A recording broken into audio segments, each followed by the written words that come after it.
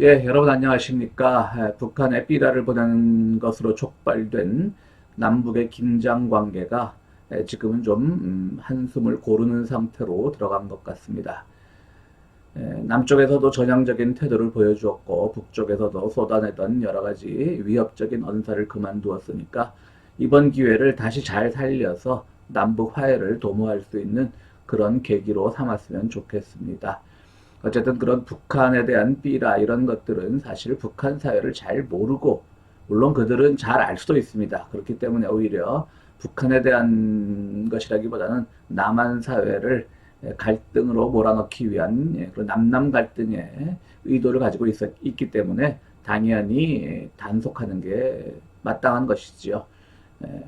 그래서 대부분의 사람들도 또한 북한의 그런 위협적인 언사, 물론 불쾌할 수는 있겠습니다만은 그 뒤에 여러 가지 배경은 잘 살피지 않고 그냥 좀 섭섭하거나 또 북한에 대한 그런 악의적인 언사를 이쪽에서도 쏟아내는 사람들을 많이 발견할 수가 있습니다. 심지어는 뭐 어떤 야당의 당수가 북한의 행동을 가리켜서 뭐 밥상을 다 엎어버리는 격이다 라고 이렇게 표현을 했는데요. 물론 개성 사무소, 연락사무소 그 폭파 사건이 충격적인 것이면 틀림없지만 밥상을 엎어버린 것일까요? 과연 저는 그렇게 보지 않습니다. 자, 우리에게 누가 밥상을 차려줬는데 그것이 사람이 먹을 만한 밥상은 아니고 마치 그 사진관에서 가짜 돌잔치 사진을 찍을 때 혹은 가짜 회갑 사진을 찍을 때 거기에 보면 과일이나 떡 같은 것들 모조품들이 있죠. 그 모조품을 올려놓고 자 먹어라 먹어라 하면 어느 누가 밥상을 차리지 않겠습니까? 모조품일수록 또 화려하죠. 색감도 좋고 사진으로 찍으면 실제 과일이나 실제 떡보다 더 아주 윤기나게 나오는 경우가 많습니다. 어쩌면 우리가 뭐 북한의 행동을 다 잘했다고 하는 것이 아니라 우리 쪽에서도 그렇게 먹을 수 없는 밥상을 차려준 것이 아닌가. 그런데 그것을 외적인 모습만 보고 밥상을 엎어버렸다라고 표현하는 것은 대북 인식이 참 잘못되었다라는 생각을 해봅니다. 사실 문재인 정부 들어서 중도층의 대북 인식이 많이 개선된 것은 사실입니다. 그러나 인터넷에서 보면 여러 가지 북한에 대한 아직도 북한을 잘 모르고 북한이 그저 가난한 나라, 뭐 독재 국가, 뭐 그런 식으로만 폄하하는 사람들이 많이 있습니다. 요즘 인터넷에서 유튜브 활동을 열심히 하고 있는 개성공업지구 지원재단, 지금 그것이 참 궁지에 몰려 있죠. 거기 이사장을 맡고 있는 김진양 이사장은요, 몇 해 전 우리 교회에서 한 강연에서 북맹이란, 요즘 북맹이란 말들을 많이 쓰는데요. 제 기억으로는 이 북맹이란 말은 김진양 이사장이 제일 처음 만들어낸 말이라고 생각을 합니다. 북한에 대한 무지를 북맹이라고 부르죠. 사실은 우리가 북한 하면 조금 전에도 말씀드렸듯이 뭐 가난한 나라, 독재인 나라, 뭐 항상 위협적인 언사로, 폭력적인 언사로 말하는 나라, 뭐 그렇게만 알고 있습니다. 물론 표피적으로 보면 그런 게 맞을 수도 있습니다. 하지만 실제로 그 사회가 어떤 사회인지를 우리가 좀 더 잘 알아야 되는데, 물론 저도 전문가는 아닙니다만은 적어도 그 북맹의 단계는 저는 아니라고 생각을 합니다. 북맹의 면도 저에게 물론 있겠죠. 그러나 계속 배워가고 또 북한에 대한 전문가들의 말을 경청하고 그러는 노력을 통해서 많이 나아지고 있다고 생각을 합니다.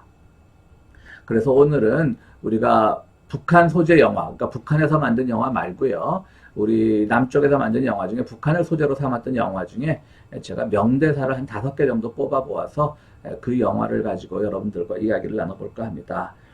문재인 정부 들어서 중도층의 대북 인식 많이 개선되었다고 말씀드렸었죠. 그런데 북한 소재 영화들도 사실은 90년대 이전까지는 어떤 정형성들이 있었습니다. 그래서 스테레오타입이 있었던 것이죠. 물론 90년대 이후에 기존의 그 반공 영화의 프레임은 많이 벗어났지만 그래도 북한 소재 영화 하면 정형성들이 있습니다. 일단 뭐 공작원들이 뭐 한 명이서 수십 명을 상대로 절대 지지 않는 그런 것들, 총알도 비켜가는 그런 북한 공작원들, 북한의 모습을 물론 이제 북한의 진짜 모습이 아니고 세트장에서 촬영한 거겠지만요. 북한의 모습을 보면 뭐 국민들이 풀이 죽어 있고 뭐 다 배고파하고 그런 모습들 정형화된 모습들이 있습니다. 이것이 북한 소재 영화의 단골 메뉴였습니다. 그나마 요즘 변화가 왔다고 한다면 예전에는 쉴이라는 영화 있었죠. 아주 오래된 영화입니다. 거기에 이제 최민식, 한석규가 나왔던 영화인데요. 최민식이 아주 험악하게 생긴 북한 공작원으로 나오죠. 그런데 이제 변화가 있다면 요즘의 북한 소재 영화들은 북한의 공작원들이 다 잘생겼습니다. 그나마 이제 북한 소재 영화들도 많이 개선을 하고 있다는 뜻이겠죠. 뭐 의형제라는 영화 있습니다. 거기에 강동원이 북한 공작원으로 나옵니다. 간첩이라는 영화 있습니다. 거기 김명민이 북한 공작원으로 나옵니다. 강첩이라는 영화에서 정우성은 공작원은 아니었지만 어쨌든 남쪽에 온 그런 북한 특수부대 장교로 나오고 있습니다.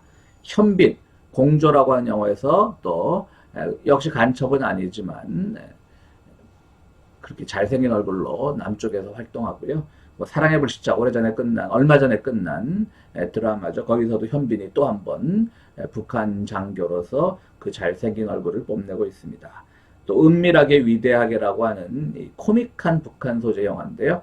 거기서는 난파도에 있었던 북한 공작원인 김수현, 젊은 배우죠. 잘생기고 김수현이 바보 캐릭터로 변장을 해서 남쪽에 살아가는 그런 모습을 보였습니다. 그러니까 북한 공작원들이 이제 잘생겼습니다.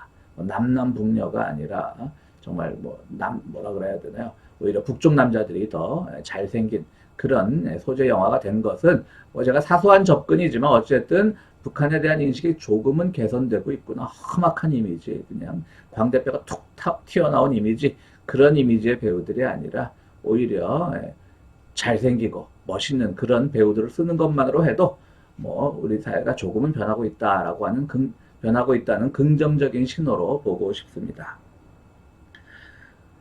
그렇기 때문에 저는 뭐 아직도 북한 영화는 정형성들이 있습니다. 말한 정형성들이요. 그러나 그럼에도 불구하고 여러 가지 면에서 조금은 북한 사회를 이해하는데 도움이 될 만한 5가지 대사를 한번 뽑아보았습니다. 첫 번째 대사는 그 여자의 젖가슴이 만져 10대가 조금 야한 얘기인데요. 국경의 남쪽이라는 2006년 영화가 있습니다.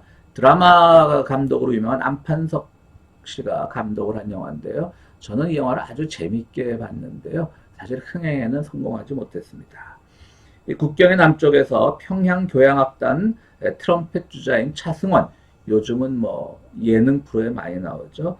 트럼펫 주자인 차승원은 결혼을 약속한 연인을 놓아두고 어떻게 집안 사정 때문에 탈북을 하게 됩니다.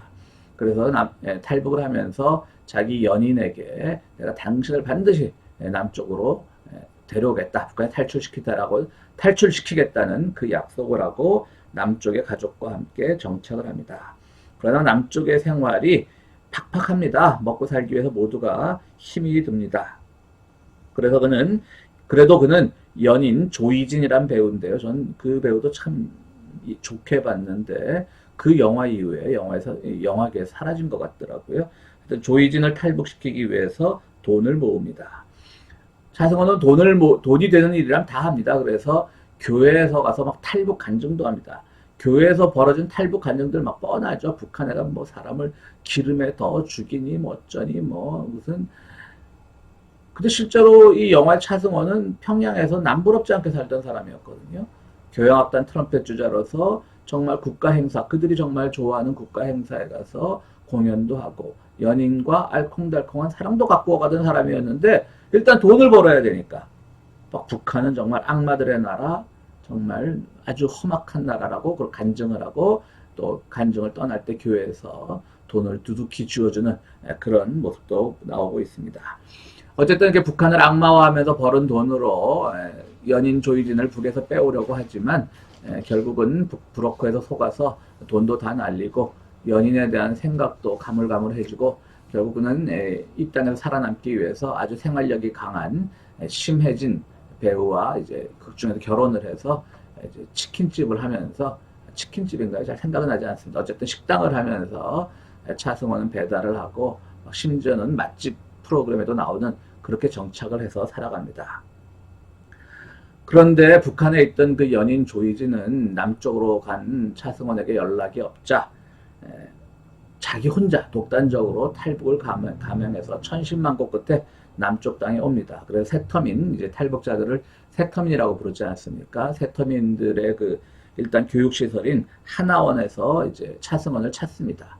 그래서 하나원의 주선으로 차승원을 만나게 됩니다. 그런데 어떡합니까? 이게 무슨 운명의 장난입니까? 차승원은 이미 결혼을 한 거죠.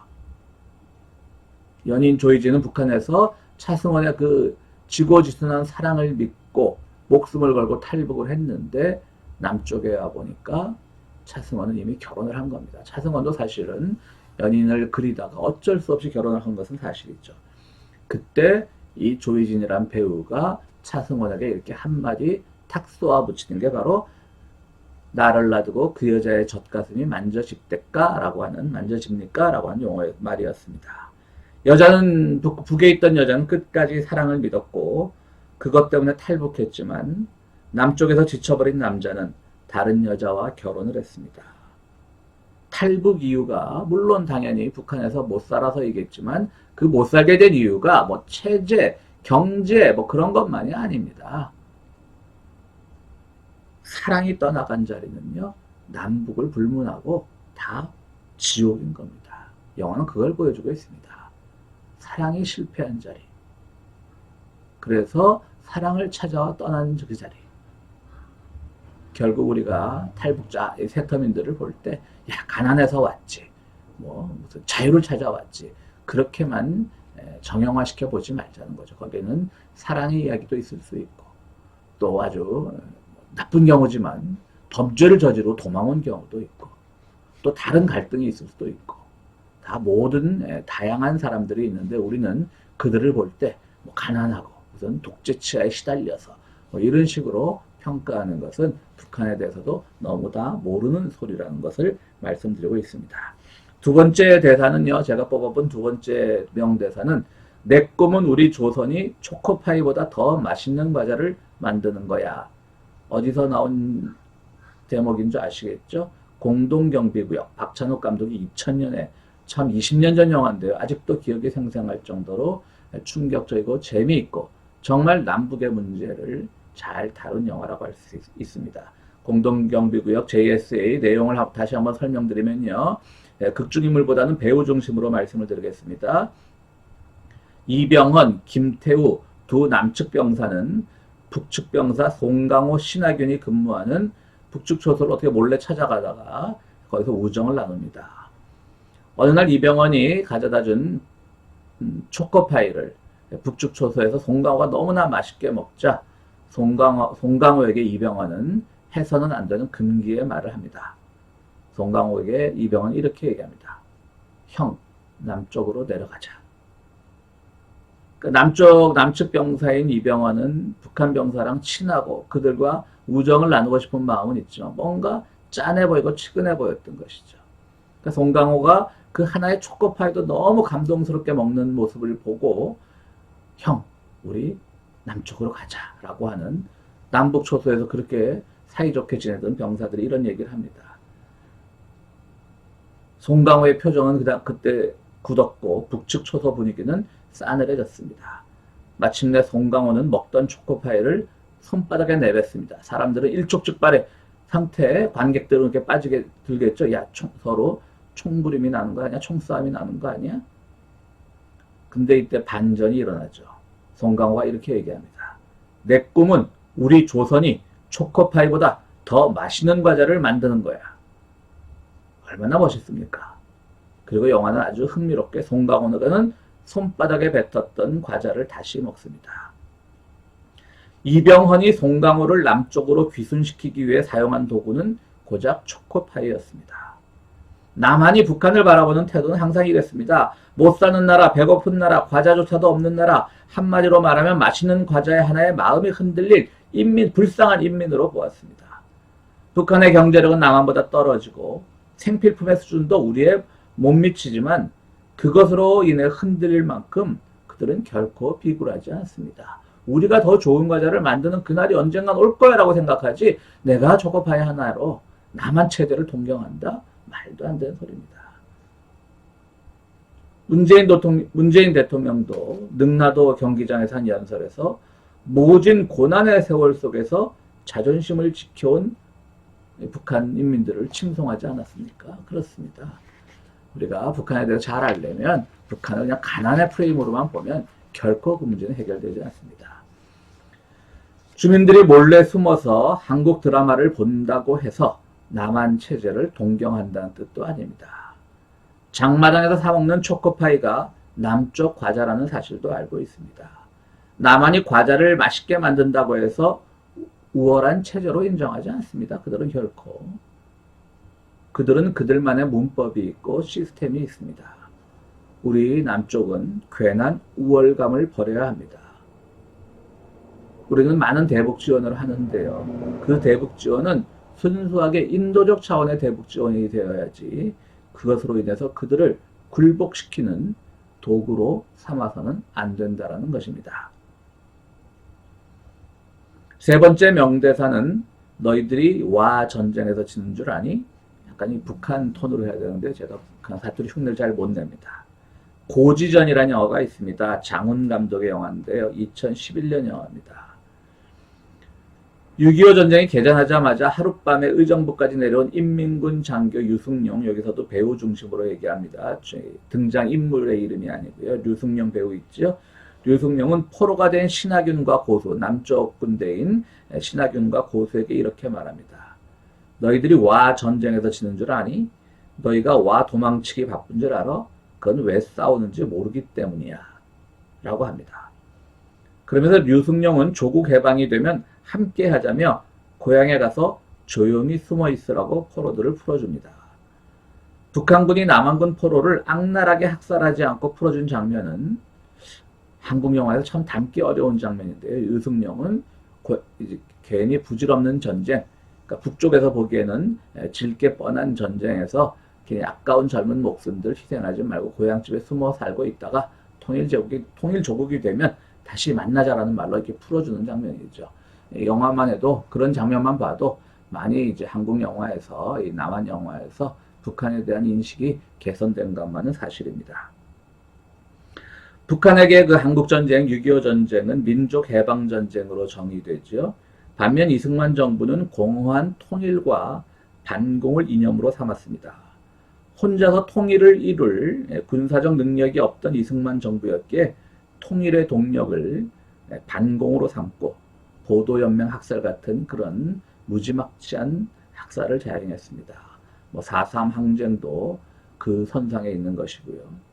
자기 백성의 학살 위해서 성립한 반공 이데올로기가 민족 해방 이데올로기를 당할 수가 없습니다. 1986년 당시 통일민주당 국회의원 유성환은 국회 연설에서 국시를 반공에서 통일로 옮겨야 한다라고 주장했다가 국회의원직을 박탈당했습니다. 반공 없는 통일은 생각할 수 없는 일이었습니다. 이 패배의 논리는 2019년 국회에서도 작동했습니다. 나경원은 문재인 대통령이 김정은의 수석 대변인이라고 주장함으로써 이승만, 박정희, 전두환의 논리를 답습하고 있었습니다. 네 번째 명대사는 내가 잘못 온 것 같이요. 평양으로 다시 데려다 주시라요. 라고 한 대사입니다. 풍산계 2011년 전재홍 감독 영화인데요. 에서 휴전선으로 남과 북을 마음대로 오가며 택배를 비롯한 심부름 센터에 일을 하는 정체불명의 윤계상 배우, 옛날에 G.O.D라고 하는 아이돌 그룹에서 노래 부르던 가수였죠. 그 윤계상이 국정원으로부터 북한의 여인 하나를 데려오라는 지시를 받습니다. 그러니까 심지어는 이 영화에 보면 그러니까 일종의 판타지 영화라고 해야 되나요? 평양에서 서울까지 하룻밤에 달려옵니다. 그러니까 택배 일을 하면서. 그러니까 그렇다고 이제 코믹하게 다루지는 않고요. 그러니까 어떻게 보면 이 영화는 좀 판타지적 요소를 갖고 있는 것이죠. 실제로는 하루에 달려오기가 힘든 거리죠. 거기다 휴전선도 있고 지뢰밭도 있는데요. 비무장지대도 있고 그렇지만 그렇게 서울과 평양, 남과 북은 가깝다라고 하는 것이죠. 택배도 가능하다고 하는 것이죠. 그렇게 몰래 이제 음습하게 일을 하고 있던 윤계상이었는데 어떻게 그 정보가 국정원에게 들어가서 국정원이 윤계상을 불러서 북한 여인 김규리 배우를 데려오라고 그렇게 명령을 합니다. 명령을 한 게 아니라 이제 청탁을 한 거죠. 북한 여인 김규리와 윤계상은 휴전선을 넘는 과정에서 생사의 고비를 함께 나눕니다. 마침내 남해 도착한 김규리는 일이 뭔가 잘못되었음을 깨닫고 북으로 돌아가겠다며 이런 말을 했습니다. 그러니까 내 잘못 온 것 같다. 북한에 다시 데려다 달라. 당신이 이렇게 남북으로 뭐 마음껏 오가는 이 택배 배달 아니냐. 뭐 택배란 표현이 좀 그렇긴 하지만요. 이렇게 말을 했습니다. 김규리에게는 북한이 더 좋았다는 얘기인 거죠. 남쪽에 제가 오래돼서 자세한 영화 기억은 안 나는데 어쨌든 남쪽에 무슨 고위 남쪽에 이미 월남에 있던 탈북해 있던 고위 관료 북한의 고위 관료 하나가 자기의 뭐 내연녀인가 하여튼 뭐 그건 제가 정확하지 않습니다. 본지 오래돼서 어쨌든 근데 이용당하는 걸 알고 김규리가 내래 다시 북한으로 데려달라요. 잘못 왔습니다라고 얘기하는 겁니다. 북한 이탈 주민지원재단 자료에 따르면 탈북자 73.2%가 남쪽에서 하류층이라고 생각했다고 합니다. 북한에서의 생활에 대해서는 50.5%가 하류층이라고 대답했습니다. 이 통계자는 뭘 보여주냐면요. 자신이 하류층이라고 생각하는 탈북자의 비율이 북한서보다 남한에서 도 높아졌다고 하는 거죠. 남한의 생활이 더 이 자본주의 경쟁사회에서 살아남기 힘들기 때문에 더 팍팍하고 힘들어졌다는 얘기입니다. 또 남북 하나재단 조사에 따르면 탈북자 20.5%가 지난 1년간 죽고 싶다는 자살하고 싶다는 생각을 해봤다고 합니다. 일반 국민 남쪽에 있는 일반 국민은 보통 이런 통계라면 6.8% 정도의 나 죽고 싶다 살기 싫다 이런 통계가 최근 1년 안에 그런 생각을 한 통계가 6.8%밖에 안 나오는데 탈북자에게는 20.5%가 나온다고 하는 것이죠. 그러니까 남쪽에서 탈북자들의 삶의 질이 크게 개선되지 않았다는 이야기입니다. 북한의 청진의과대학을 졸업한 최승철 씨는요. 북한에서 의사로 일하다가 2002년 탈북했습니다. 그리고 2008년 영국으로 건너가 제영 한민족협회, 탈북자의 모임의 이름이라고 합니다. 제영 한민족협회 회장을 맡기도 했습니다. 2015년 11월 10일 미디어 오늘이라고 하는 인터넷 언론과의 인터뷰에서 그는 자신의 얘기를 아주 상세히 늘어놓았는데요. 그는 북에서 뭐 일종의 엘리트 집안, 금수저 집안이었던 것이죠. 그런데 자유주의자, 심성적으로 자유주의자가 있습니다. 북한의 그 통제 분위기는 누구도 부정하지 않죠. 그러니까 그런 게 싫어서 이제 탈북을 했던 겁니다.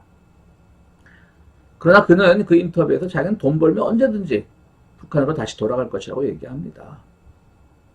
북한이 반드시 한 지점, 내가 좀 자유롭게 살고 싶은데 그게 좀 북한의 어떤 통제 사회가 싫어. 그것이 그 땅에서 못 살게끔 해서 나왔던 것이지 북한 사회 전체가 못 살 사회는 아니라고 하는 것이죠. 이분의 인터뷰에서. 그리고 더군다나 이분의 형제들은요. 북에서 잘 살고 있고요. 1차 탈북에서 중국에서 조금 자유를 즐기다가 그가 자유를 좋아한다고 하니까요. 다시 들어가 가족과 함께 2차 탈북을 했습니다. 이 교회 같은 데 다니면서 간증하는 사람들 보면 막 탈북하다 잡혀서 돌아오면 무슨 기름통에 넣어 죽이니. 언젠가는 그런 분도 봤어요. 제가 미국에서 그분의 이야기를 들었는데요.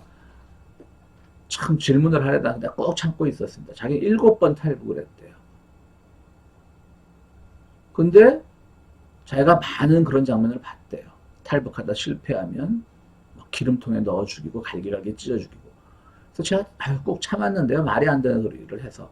왜냐면 주변에 또 듣는 모든 분들이 막 아멘 하니까 막 북한의 자유를 달라고 아멘. 근데 그분 자체의 말에 형용 모순이 있지 않습니까? 자신은 7번 탈북을 하면서 왜 자신은 그럼 기름 솥에 들어가 안 죽었습니까? 그러니까 듣는 사람들도 문제인 거예요. 그분은 그렇게 해서 두둑히 강의비를 챙겨갈지 모르겠지만 듣는 사람들도 앞뒤가 안 맞잖아요. 탈북하다 걸리면 죽으면요. 갈기갈기 찢겨 죽어요. 근데 그 사람은 7번 탈출하는데 왜 당신은 그럼 안 죽었습니까? 라고 말하는 사람은 없어요. 저도 말을 못했으니까 답답해갖고 이런 말을 하지만 의문점을 가진 사람도 없어 보여요. 하면 하고 그러는 거 보면 참 어리석은 사람들, 말하는 사람이나 듣는 사람이나 어리석은 사람들 같습니다. 다시 최성철 씨의 말에 말로 돌아가면요. 최 씨는 한국에서 탈북자는 2등 시민이고 전쟁 포로라고 표현합니다. 남한 사회가 그들을 같은 시민으로 받아들이지 않을 뿐더러 체제 선전의 도구로 쓴다는 말입니다. 반면 월북자들도 있었죠. 한때는 요즘은 잘 모르겠지만 한 80년대까지는 가끔 월북자들도 나오곤 했었습니다. 그러나 월북자들도 한때는 북한에서 체제 선전의 도구로 썼지만 그들을 체제 선전의 도구로 쓰지 않은 지는 북한이 훨씬 더 오래됐습니다. 심지어 북한은 남쪽에서 범죄를 저지르고 온 그런 월북한 사람들을 다시 남한으로 돌려보낸 경우도 몇 번 있었습니다, 여러분.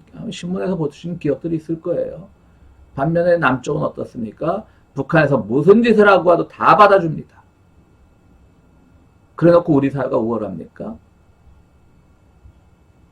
다 받아줍니다. 심지어 최근에는 어떤 뭐 저는 그런 무슨 범죄인지는 잘 모르겠지만 어쨌든 나쁜 범죄죠. 그래서 어떤 뭐 성적인 그런 잘못된 동영상을 만들라고 아동을 성착취하는 그런 동영상을 만들어서 뭐 돈을 벌고 뭐 이런 사람이 구속되는데 겨우 1년 반 살았다 그러죠. 그래서 BBC에서는 야, 뭐 계란 몇 개를 훔쳐도 1년 반 사는 나라에서 그런 성착취 동영상을 만든 사람도 1년 반을 사는구나. 그런데 그것이 어떻게든 미국의 그 돈 세탁 과정과도 뭐 연루가 되어서 미국에서 범인 인도 요청을 했죠. 그런데 안 보냈습니다. 지금 그 아주 비판 여론이 아주 불일 듯 일고 있는데요.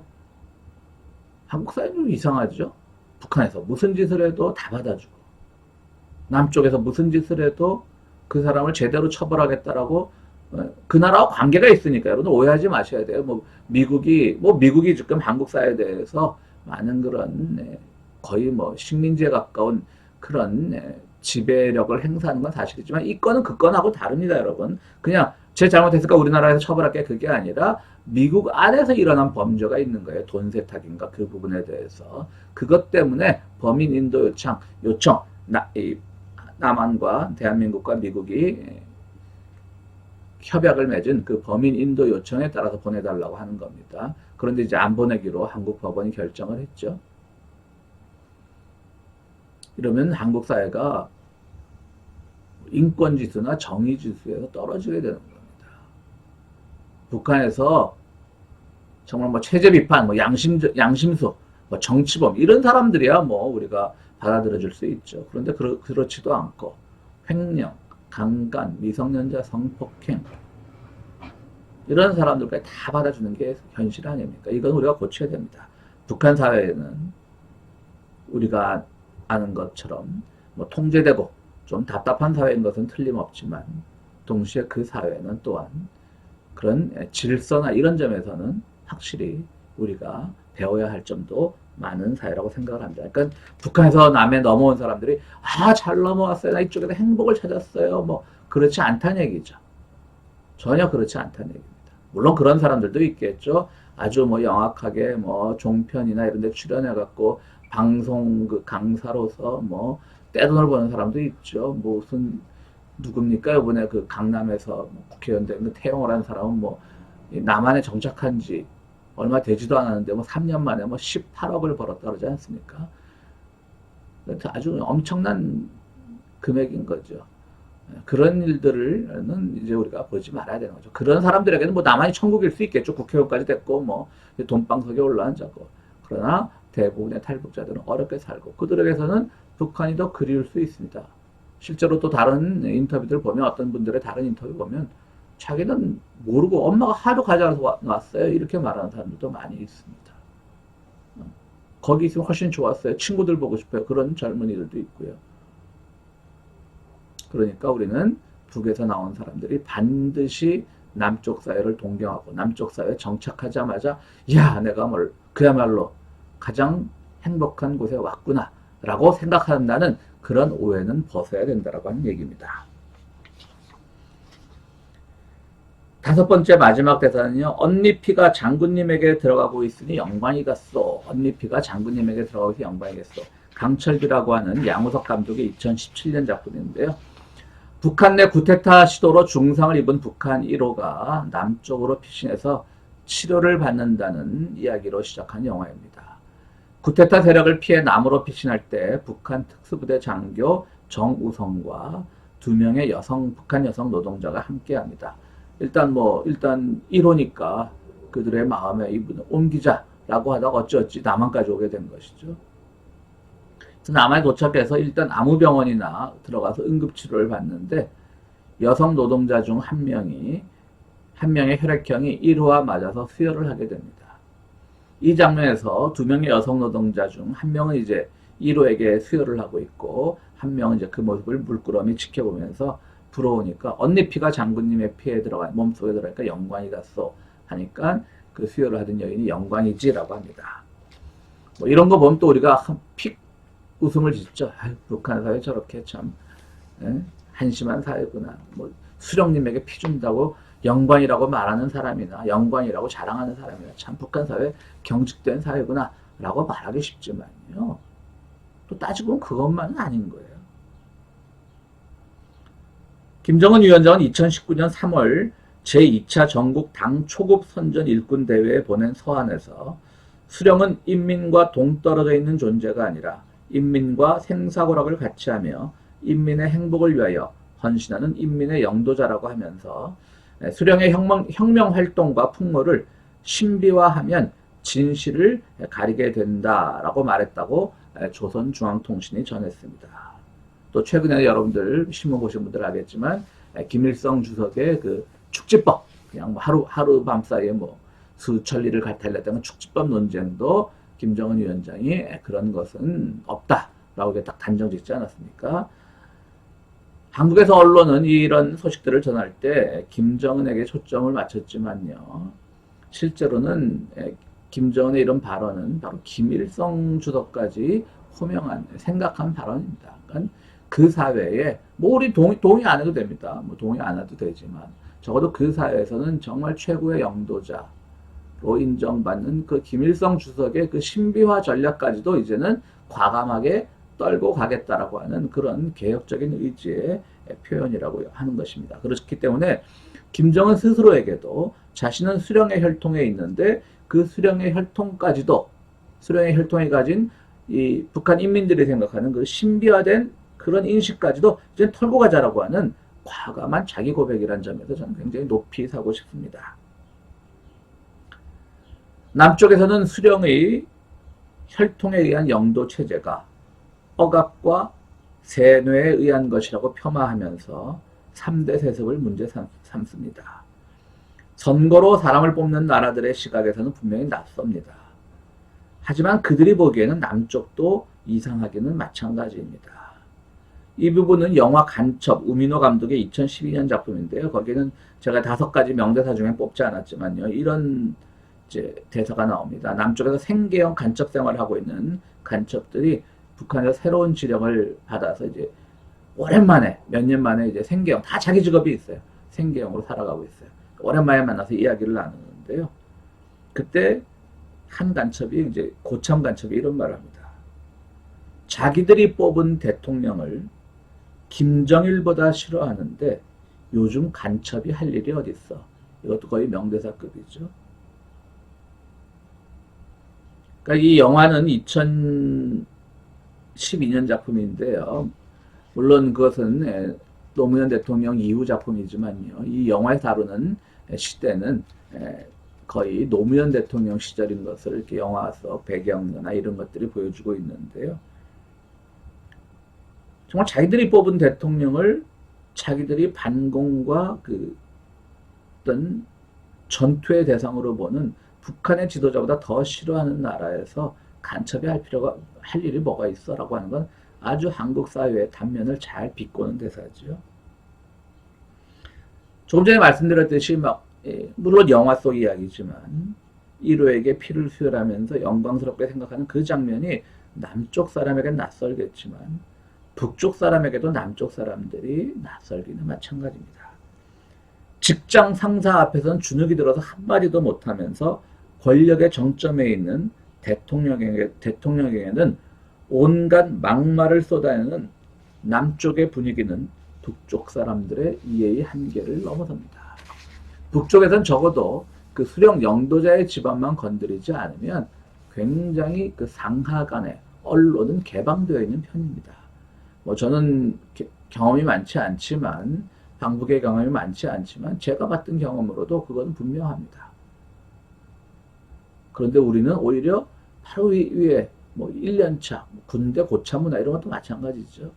한 달, 두 달 사이로 서로 상하가 결정되고 그 앞에서는 꼼짝 못하면서 그저 그 화를 권력의 정점에 있는 사람들에게만 풀어내는 걸 보면 북한 사회에서 보면 이상한 거죠. 서로 이상한 겁니다. 그들만 이상한 게 아닙니다. 그들이 보기에 우리도 이상한 겁니다. 그러므로 강철비에서 여성 노동자의 발언은 진심에서 우러나온 것이지 체제의 경직성으로 이해할 필요가 없습니다. 우리 사회에서 정치 지도자에게 수혈할 마음이 생기지 않아도 그들이 좋아하는 스포츠 스타나 아이돌의 사고를 향해서 수혈할 기회가 주어진다면 기꺼이 할 소녀 팬들이 얼마나 많겠습니까? 아이돌, 여성 아이돌일 경우엔 또 남성 팬들도 많이 있겠죠. 아이돌루가 갑자기 교통사고로 피가 모자랍니다. 그러면 AB형이 모자랍니다 라고 혹시 연예가 뉴스 같은 데 나오면 아마 그 병원 앞에 줄을 설 겁니다. 서로 피를 주겠다고. 마찬가지죠. 오히려 우리는 1호에게 피 준다고 영광이라고 생각하냐 라고 비난할지 모르지만 그들이 보기에는 저 자본주의와 향락주의에 매도되어서 자기랑 아무런 관계도 없는 그런 스타들에게 피를 주겠다고 줄 서는 사람들이 그들의 눈에는 더 이상하게 보일 수도 있다는 얘기입니다. 북한 사회에서 영도자는 지도력의 원천이고 모든 인기와 존경을 누리는 존재입니다. 이런 존재에게 도움을 줄 수 있는 행위는 영광이지 세뇌의 결과가 아닙니다. 그들의 눈에는 말씀드렸듯이 남한 사람들이 더 이상하게 보일 수도 있는 것입니다. 그 시스템이 그래서 북한 시스템이 좋다는 얘기는 아닙니다, 여러분들. 하지만 북한 인민들 모두가 권력에게 세뇌되어서 권력이 두려워서 거짓으로 살고 있다는 말은 아니라는 뜻입니다. 오늘은 북한 소재 영화 5편에 나오는 5개의 명대사를 가지고 북한 사회를 이해하려고 좀 노력을 해봤습니다. 말씀드렸듯이 저는 통일 전문가도 아니고 아무것도 아니지만 이런 좀 문화적인 면을 통해서라도 우리가 좀 더 북한 사회를 제대로 봤으면 하는 마음에서 이 동영상을 만들어 봤습니다. 감사합니다. 이만 마치겠습니다.